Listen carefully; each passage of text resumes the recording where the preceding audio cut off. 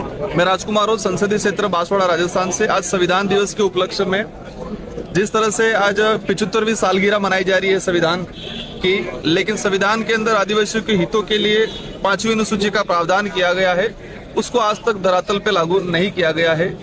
तो हमारी पार्टी की तरफ से डायरेक्शन है कि हमें जिस तरह से आज 75वां सालगिरह मना रहे हैं, लेकिन आज भी धरातल पे 5वीं अनुसूची के अधिकारों को लागू नहीं किया गया है, जिसकी वजह से आदिवासियों को कई बार विस्थापित होने पे मजबूर होना पड़ता है, उनका जीवन यापन करने में परेशानी आती है और बार बार जो विस्थापन का शिकार होते हैं। पैसा एक्ट लागू किया गया है, लेकिन पैसा एक्ट को धरातल पे लागू नहीं किया गया। आज तक पैसा एक्ट बनाया जरूर गया है, लेकिन उसको धरातल पे लागू नहीं किया गया है।